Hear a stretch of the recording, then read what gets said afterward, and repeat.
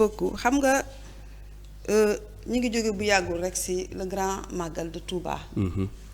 ma waxoon fi ne la brigade d'hygiène ou bien le service national de l'hygiène bokk na ci service yi nga xam ne ñoom ñooy njëkk a dem 20 jours avant ñoo fay mujjee itamit waaye itam diggante gàmmu bi ak màggal bi ku ne xam ne ne ñaar fukki fan la ci 20 jours yooyu aussi service d'hygiène daanaka du tekki ay bagage am day daal di continuer noonu jëm ca le grand mawlud la mu doon wax tey dikk na la mu doon wax dikk na moo di ne mardi maanaam talaata bii nu génn ci la brigade bi dajaloo ak li ñu am parce que xam nga ni ñun avec l'effectif que nous avons ñun macha allah bariwuñu mais cette année comme d'habitude ni ñu faral di def non seulement dañoo regrouper région yépp ñu daal di fay jël parce que doo mën a jël ñëpp parce que ñoom tam actuellement boo xoolee lu mel ni sous région bi taw ba xam nga yàq yi bari yu mu fay def donc la brigade dafay am solo donc foofu doo fa mën a jël effectif bu bari donc on était obligé aussi comme chaque année daal di retaper sur les volontaires ñi nga xam ne c'est des jeunes yu dëkk biir Tivaouane donc maam Bousso bu fekkee ne yemb na nga tegal ñu vidéo bi ñu xool suñu commandant bi nouveauté yu mu indi ren ci li nga xam ne mooy gàmmu gi صليا يا إلهي واجزيا أبدا عنا محمدا المصطفى الحامد وصليا يا إلهي واجزيا أبدا عنا محمدا المختار بالقدم وصليا يا إلهي واجزيا أبدا محمدا المختار بالقدم وصليا يا إلهي واجزيا أبدا عنا محمدا المختار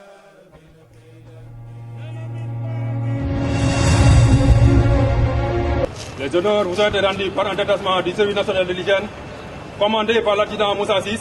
À vos ordres, monsieur le gouverneur.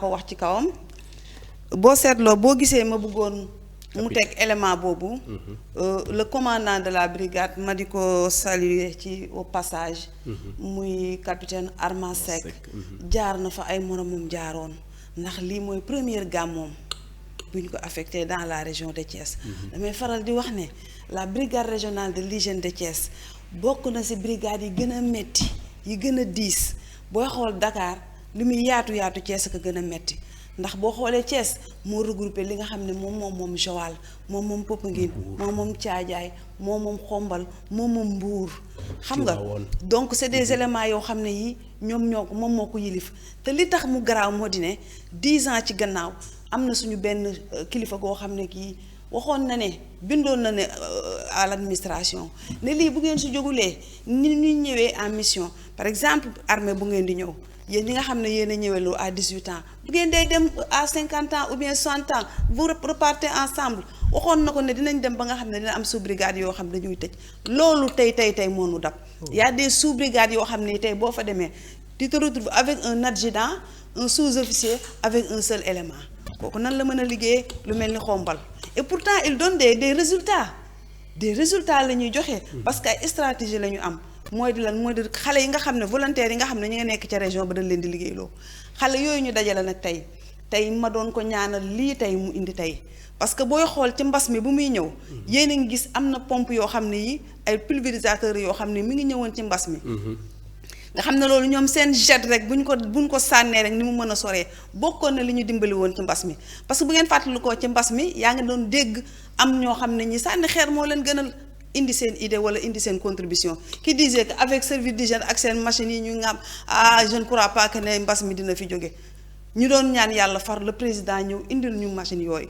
xam nga boobu c'était une découverte boo xam ne bi ñépp dañ ci doon yéemu kontaan ci parce que Chine lañ ko doon gisee ñoom ñuy pulvériser seen dëkk cette année nag avec l'arrivée de capitaine Seck moom mu indi drone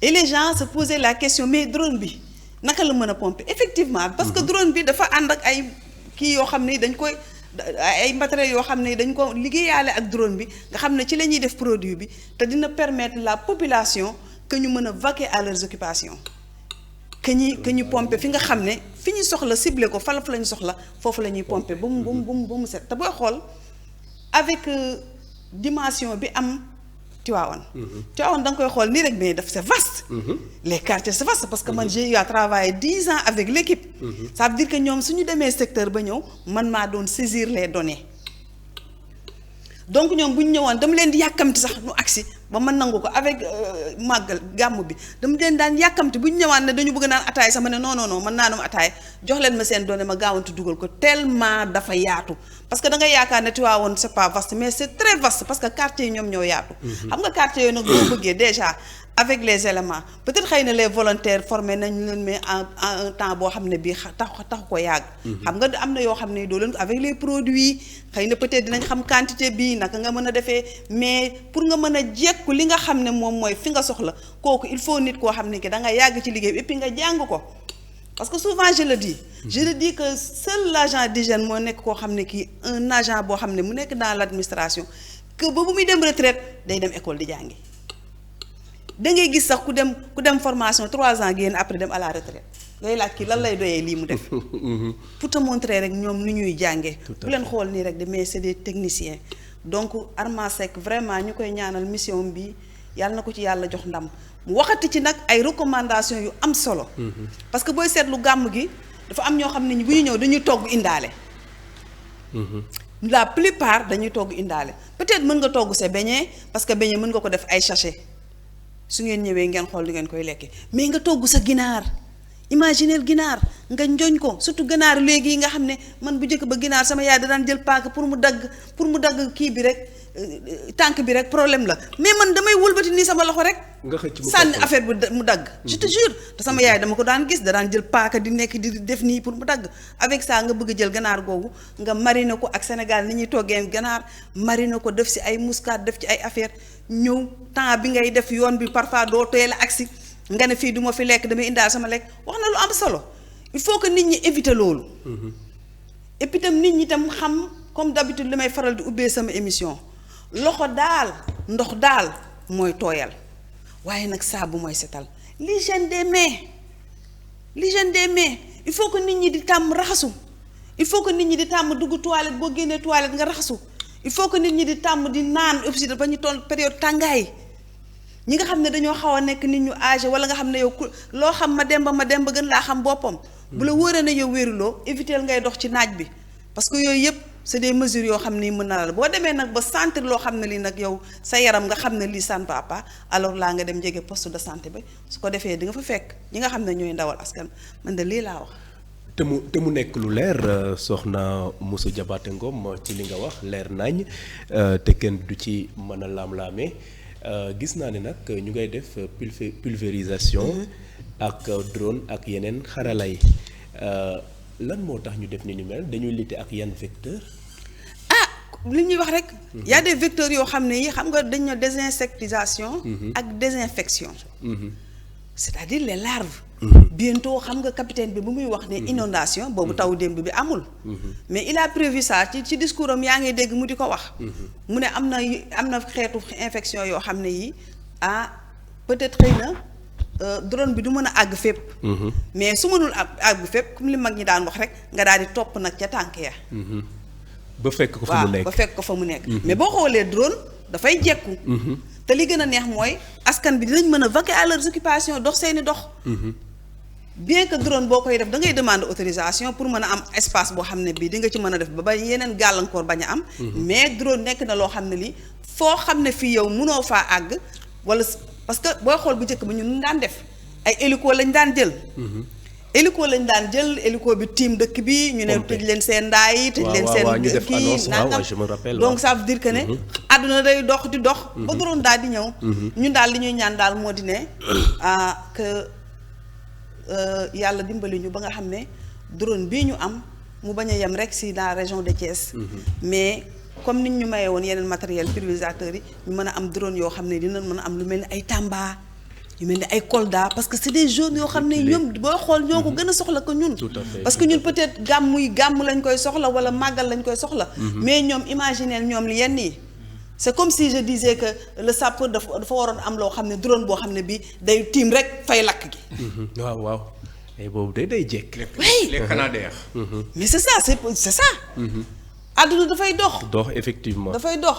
et puis mooy les équipements rek c'est souvent ce que je dis ni ngeen di équiper les services di leen jox ay oto di leen jox ay moto di leen jox ay produits noonu ngeen leen war a defee parce que àdduna bi dafay dox te réew mi toll na foo xam ne fii tey booy xool Sénégal léeg-léeg da ngay xool ku gëj Sénégal 10 ans boo fi ñëwee doo mën a yóbbu sa bopp sa kër. tout à fait donc sur le plan matériel pourquoi pas mënuñoo yokk li nga xam ne moom mooy.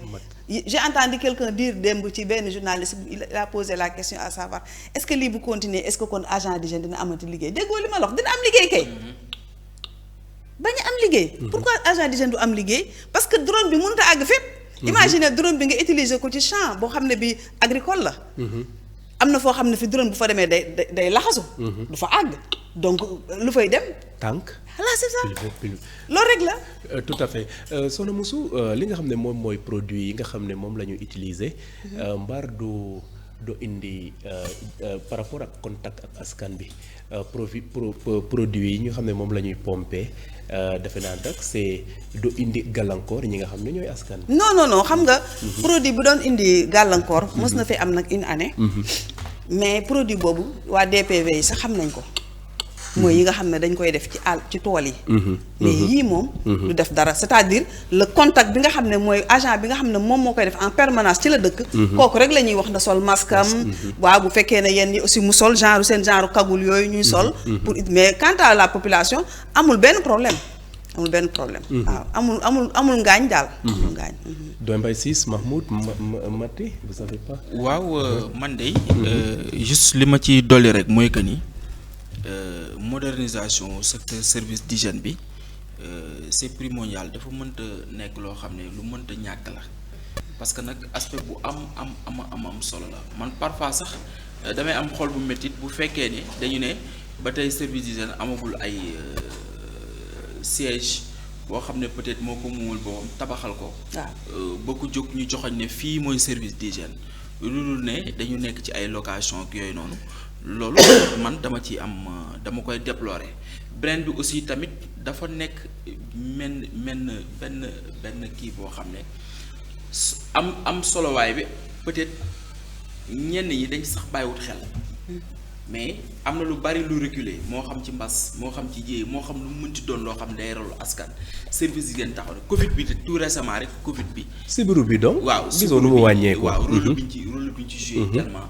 ni mu amee importance ci sensibiliser nit ci aussi taxawaay beeg yooyu donc loolee nekk na lu am solo loo xam ne tey jii nii war na état bu Sénégal gën ci bàyyi xel donc beneen bi tamit am na loo xam ne dafa commencé rare ñun bi ñuy xale daan nañ ko gis muy maanaam pompe koñ yi jéem a xool da ngay xëy ñu ne tey li yamale leen seen i dugg ak seen i dem dañuy pomper koñ yi wala dañuy def tel yooyu daan nañ ko gis mais dañuy gis ne dafa commencer vraiment rare gis nañ ne aussi am na loo xam ne xew woon mais mu ngi ñëwaat muy maanaam tuur ndox à un moment xawoon na xew mais tey jii yaa ngi sentir du ma tudd benn koñ peut-être di def discrimination mais quand même dafa commencer ñëwaat donc seen présence ci terrain bi askan wi ñu ngi leen ci interpeller pour ngeen gën cee kii parce que yu ñu mel baax na trop naam bu màggal jotee ngeen déployer tous les dispositifs nécessaires et matériels ak yooyu noonu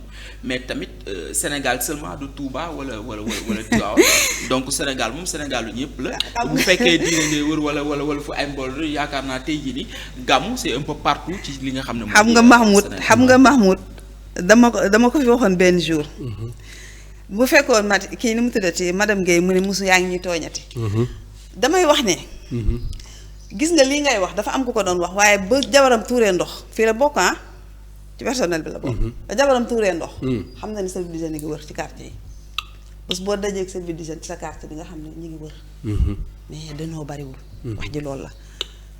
fii lañ toog am koo xam ne ki ne service d'hygiène de du gisatuma ko ci quartier yi waaye keroog ba service d'hygiène jàppee jabaram muy tuur ndox mu jàpp ko mu woo musukaay kaay dimbali ma jàpp nañ ma liñ may laaj tey mu neex. man ko kon tey xam nga ne kon service d'hygiène di ngi liggéey. tout à fait.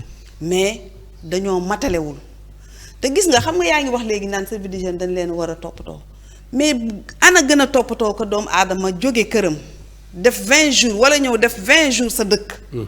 chaque année mu la koy defal. man déjà rek macha allah j'ai fait une 20aine d'années à la brigade d'hygiène et j'ai trouvé ça ici comme ça pourquoi ñuy loger les agents dans les écoles pourquoi ñuy loger les agents dans les écoles man amoon naa benn capitaine boo xam ne bi yàlla na ko yàlla yërëm yàlla na àjjana doon no flyam muy capitaine Diawara dafa dëroon ba pare naqari deret parce que saraxu la amul caaxaan il disait que man je n'attends rien de personne. ci district bi la daan ñëw fexe ba defar ay campement yoo xam ne am clim ci biir am tout secrétariat tout ñu dëkk fa loolu. agent yi logé fa. balaa état di ñëw dina fekk ay nagam taxaw ñuy rey di lekk di liggéey parce que liggéey day lekk. tout à fait day tëdd nelaw day noppalu. à Touba on a logé les agents dans les établissements ci biir école yi lañ leen dëkkal et pourtant à Touba y a des maisons yoo xam ne dañ leen a tëj. pourquoi pas que ñu jël ay kër yoo xam ne Tivaouane jël ay kër yoo xam ne yi dugal leen ci. les mettre dans de très bonnes conditions. nit ki naka la war a mën a liggéeyee ba pare te du noppalu. nit bu sonnee surtout liggéey boo xam ne bii da nga yenu ay appareils pompe nii pompe kër par kër goo pompe te baaxul balaa ngaa génn ci kër ga sëriñ ba dana la woote colonel ba ne ko sama nangam demal pompe waat ko. donc les agents dañuy dugg peñ fin. kooku dafa war a lekk ba suur kooku dafa war a naan ba màndi kooku dafa war a tëdd fu baax école yi ñuy tëral agent yi man je leur ai dit nee naa mon colonel mun naa ma ne ko laisse-moi parler Mbaye Gana Kébé yàlla na ko yàlla yërëm te yeexe ne il disait que l'armée c'est la grande muette maay seen pànk waaye la brigade d'hygiène man maay seen pànk que nit ki buy liggéey da nga koy jox gëddaam qu'on arrête de leen faire de leen dëkk leen ci biir kii yi. que bàyyi leen aussi tam ñuy dem di lebal seen bopp ay nag ak ay xar ak di préparer seen bopp pour mën a lekk ñi ay militaire lañ duñu wax. ay militaire lañu bien sûr. ils ont prêté serment. duñu wax. militaire man miy wax dañ maa rus rek. parce que kilifa yi buñ ma gisee dañuy reetaan. ndeysaan. et puis sama jëkkër bokk ci si ñoom. donc dañu am luñ ma rusee. man aussi samay càmmiñ lañu samay rakk lañu samay bientôt samay doom lañu ay xale lañu ñoom lii buñ ko waxee buñ ko waxul yëpp neexu leen avant que ñoom ñu fay jógee war nañ fa def 20 jours.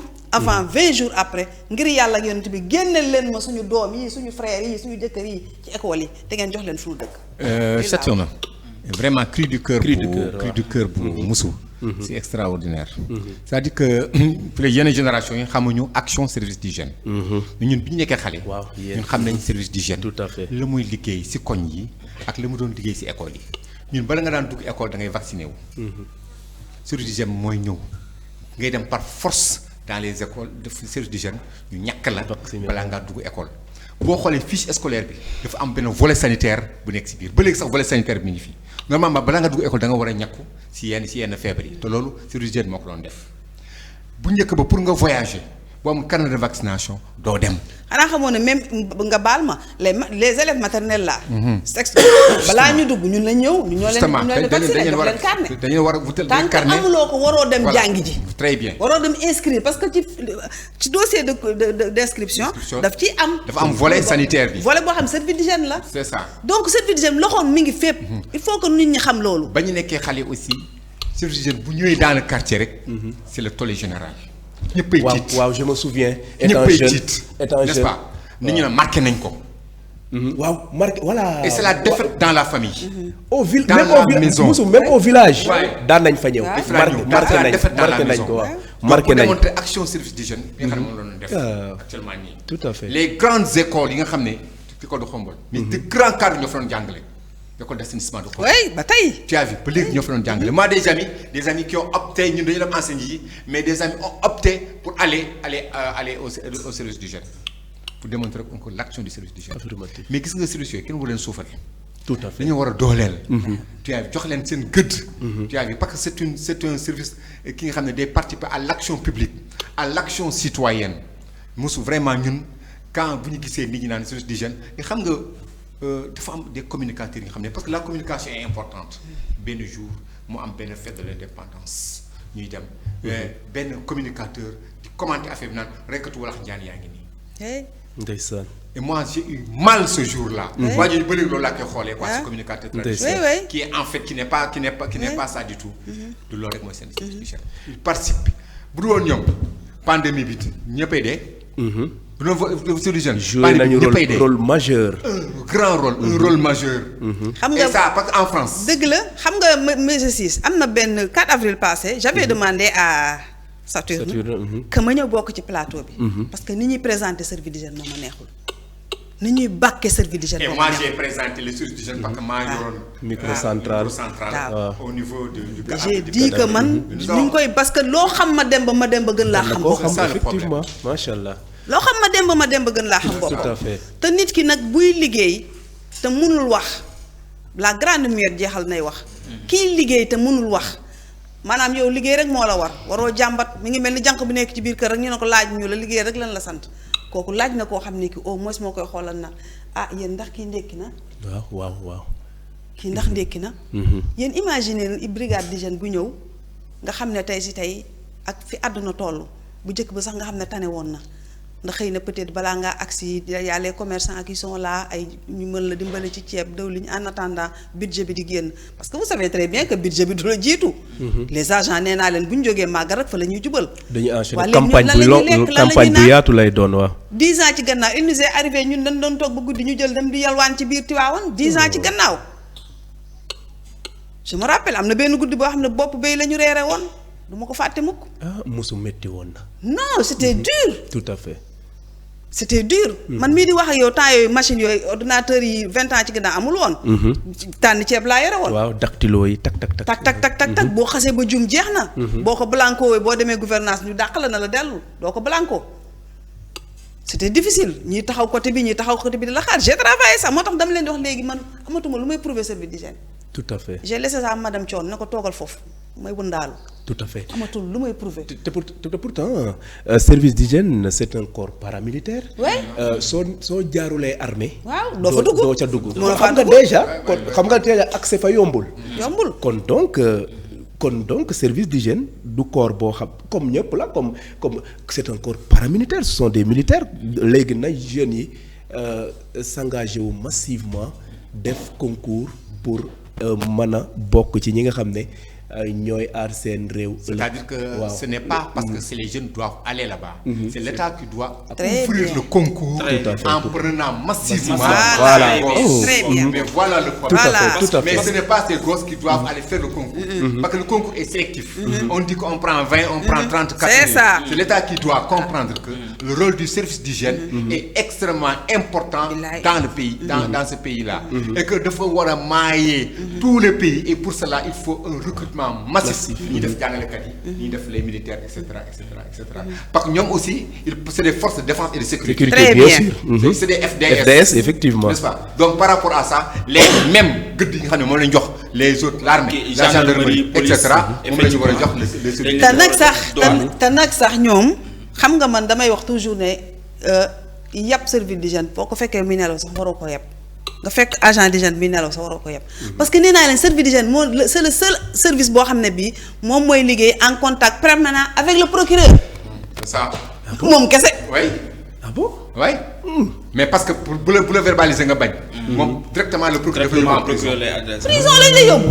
ah waaw mosu loolu am na solo di. directement son procès verbal du tag. directement sur le procureur. en prison nga defee ne ki nekk ci kër gi lan moo taxoon mu tiit woo ma ba mu nee aw ma ko dañu commencé bind PV bi. lu wujjul procureur. pour procureur jël si ko ñu yóbbu ko mun a déet man. te suy egg professeur di agir waaw. ah oui mais mosu. mu ne ma mosu ma ne ko man. mënumaa nekk jeudi bu nekk di wax bàyyi leen tuur ndox ci mbedd. jeudi bu nekk bàyyi leen sotti fos ci mbedd. jeudi bu nekk ba pare sa biir élément yi nekk foofu yéen ngeen di dem di ko fa tuur. il faut que chaque xam nga le colonel disait que il faut que chaque citoyen soit un agent d'hygiène que citoyen bu nekk agent d'hygiène mais aussi au niveau du personnel prestige il faut que agent bu nekk agent service d'hygiène parce que lan jeudi bii nga xam ne mooy am toujours man da lii laa wax. c'est ça te mais Moussou mais vraiment quel baraka pour waa service d'hygiène. xoolal rapport direct avec le procureur. su ma musu waxee ne Saturne lii ak lii teguwul ci yoon bu ko def may jaay musu ngeen baal ma ci kàddu gi am na ñoo xam ne ñooy ñàkk yar. outrage. waaw bañ nañ ko rouge lañ koy bindee. outrage agent d'hygiène boo ko séenee muy liggéey rek nga nga gis mu génne big rouge rek yow soxlawoo sax ngay xam nga ne kii saaga na ko wala mu manque ko respect. tout à fait parce que am na ñoo xam ne yow góor bu day ñëw ngay tambang yi nii di taxawaale ci marché bi. et ça c'est la faute du pouvoir public. waaw effectivement ñoom ñoo leen suufante. ñoo leen valoriser wu la man gis-gis boobu laa am. mais man soo ma defee loolu. xam nga xale yi ay xale lañ de seen sang dafa tàng. xale yi ay xale lañ seen sang dafa tàng. yow da ngaa tàng de yow pour sax lañ lay wax yi ngay toog di menacer waate. non ñoom ñoo ma yar. man ñoo ma yar. ah non c'est man souvent je le dis mës naa def émission fii Thiès FM benn waay dugg ci te kii de jukko góor la yore. loolu la wax raccroché ma ni ko xasoo ma man 18 ans laa dëkk camp tropical sama papa policier la woon. sama jëkkër c'est un colonel plein. te je l'ai connu sergent. macha allah sergent ba colonel plein. kooku xam ngeen ne lu mu jàng naa lu faraw. ñëw liggéey service d'hygiène macha allah dafa 20 ans te liggéeyuma kenn ku dul ay commandant ak colonel kese nag laa liggéeyal ba heure bi may wax ak yow. donc ça veut dire que ne man ñoom seen dënn mooy sama dënn. te li leen di naqari dama koy xam. ça me fait trop mal. ça me fait trop mal xam nga tey am na agent yoo xam ne mën nañu am fu ñu dem taawante dëkk fa mais mënoo ànd ak un personnel ba pare bu ñu defee benn yéen ñëpp a bokk fi ngeen nekk mais école c'est pas fait pour ça. tout à fait école kay pour sinistrer la. tu sais école l'école c'est extrêmement compliqué. l'école. quand il y a élection. On pense à l'école. Sinistré. Quand il y a des sinistres, on pense à l'école. Quand il y a vaccination, on pense à l'école. Quand il y a d'autres dégâts, on pense à l'école. Et pourtant, l'école aussi, ni une soufflée. Nous avons soufflé l'école. Voyez. Donc, Jean Ekernan bâtissons des écoles neuves pour les petits que nous aimons. Et pour bâtir des maisons nouvelles, jamais les maçons plus gaiement ne sont pétris plus durcement. L'école d'ailleurs nous va faire. Mais c'est le cri du cœur, mais aussi c'est le cri du corps. Monsieur. Li nga wax c'est extrêmement important. C'est le cri du cœur mais c'est le cri du corps. Merci. Donc li nga wax nii les pouvoirs publics war nañu ko dégg ku xam le rôle du service d'hygiène en France le service d'hygiène mais c'est extraordinaire. Le service d'hygiène fu ñu taxaw c'est comme l'agent du fisc. akar bu taxaw di ko faale. bu préciser fu mu taxaw wala l'agent du fisc c'est la catastrophe. sori nga France sori na càdd gi donc. ak ñoo c'est un service d'hygiène. Je suis régulièrement l'actualité. Dans ce pays, malheureusement. Oui. ña war a favoriser duñ ko def. mais ñi nga xam ne ñu ëpp làmmiñ. ñoom lañ jëm a favoriser. teg sa kaw par rapport à ceux qui travaillent.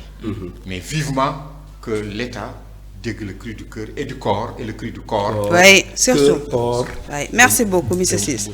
Merci beaucoup. Moussou, ça a été un plaisir. Ah, c'est partagé, vraiment c'est partagé. Xam nga dans la vie, il faut ngay sant Yàlla. di sant yàlla mooy di lan mooy yàlla suturaal la li nga mës a bëgg sa àdduna ba nga nekkee xale nga di ko liggéey parce que soo gisee lépp lu may def su may compte ma ñëw ak passion c'est parce que ba ma nekkee xale RTS bu ko daan teg may déglu maam Ibrahima Ndiaye maam yaxi laalo su paree ma léebalaat ko waa xale yi tropical dajale leen suñu biir kër di leen ko léebal donc j'ai demandé ay man yàlla naa màgg ba mën di léebee nii yàlla may ma ko waaye itam dama daan wax ne yàlla naa màgg ba mel ni comme ñoom Aminata Sow Fall ñoom Mariama Ba di bind ay livres je suis devenue écrivaine macha allah et dama doon wax aussi ne bëgg naa liggéey ci koor bi parce que kooru set la parce que camp tropical ay xëy kese la mais wallahi billahi boo xëyee 11h y avait un policier benn policier boo xam ne daan yore benn bloc-notes bu ndaw ak crayon bu muy dugal si nopp bi di topp si kër yi xam nga camp tropical xam nga ne xay yi dañoo bëri xam nga xay bale ko yombuwul sa buntu kër buñ fa fekkee benn poubelle bu tegee wala ay xay mu tilim day wax ne fii ku fi dëkk ku jigéen ki day lox parce que xam na liy xaar jëkkëram fii ku fi dëkk madame day lox parfois da ngay dem si voisine bi fii ko dëkk mu ne diw moo fi dëkk sa jëkkër bu subaa mooy arrosé buntu kër colonel bi ñëpp xam ne kii di arrosé buntu kër colonel bi jabaram ku salte la j'ai été éduquée ainsi 18 ans donc dama doon wax ne ban koor laa mën a liggéey boo xam ne bii santé lay doon li mooy màgg yëpp j'ai demandé man soobu ma tëb rek nekk service d'hygiène de dactylographe laa njëkk a nekk et en ce moment on nous parlait de secrétaire ci télé yi xam nga lii dafa baax nit ñi di ko wax pour xale yi xam nit ki dafa ñëw rek nekk nit ku pare nii déedéet am na fu mu jaar pour que nit xale yi xam loolu nit ñëw rek pare nii je vous ai dit que ne j'ai connu mon époux en tant que sergent ba colonel plein kooku il a galéré mais moi aussi j'ai galéré donc il faut que xale yi itam xam nga moo ko tey nag il faut may barastiku toujours ci sensibilisation bi ma koy pluriel di jaaraale ku mel ni suñu rakk yi nga xam ne pour ñu xam ne musu ñëwul rek nekk nii musu am na fu mu jaar fu metti doog a agsi parce que liggéey ay góor sax déjà ci benn jigéen nga liggéey ay góor ñu nekk parfois ay 70 góor ngay liggéey ak ñoom yombul de ci jigéen yombul te mënuñu laa waxal dara donc